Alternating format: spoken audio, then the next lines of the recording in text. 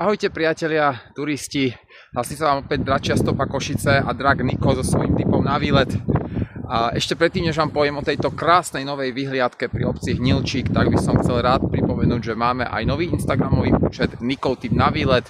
Lajknite, followujte, sledujte, nech sa tam tá komunita rozrastá, nech nás je čo najviac. Takisto máme aj účet na YouTube Dračia stopa Košice, kde sú takéto shorts, ale aj riadne dlhé videá, podcasty a nejaké, budeme rozoberať aj s Maťom Odisenkom nejaké také informačné podcasty, kde budeme rôzne témy rozoberať a momentálne tam máme tip na týždeň, kde každý týždeň vám dávam informáciu o nejakom zaujímavom mieste. Ja som si to teraz vyšlapal na túto vyhliadku v lokalite Obry v Raji a urobím vám takúto krásnu exkurziu. Nie je to náročný chodník, je to asi 7-8 minút peši od parkoviska, takže vhodné opäť aj pre malé deti a vhodné hlavne pre tých, ktorí sa neboja výšok, aj keď nie je sa čoho bať, je to tak krásne a úžasne spravené, že naozaj môžete sem ísť všetci, je to úplne bezpečné. Takže vám to tu trošičku poukazujem. Najprv prejdeme cez takúto krásnu bránu. Celé je to výtvarne veľmi krásne spravené, aj detské ihrisko podo mnou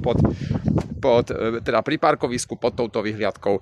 Je tam lom zatopený, v ňom sa samozrejme kúpať nesmie, sme v Národnom parku v 5. stupni ochrany prírody, ale tu za poplatok 3 € na osobu, prípadne detské tábory to možno, že budú mať nejak výhodnejšie, skupiny to možno budú mať nejak výhodnejšie, to už neviem, to sa mi nepodarilo ešte zistiť. V každom prípade takáto nádherná, krásna vyhliadka.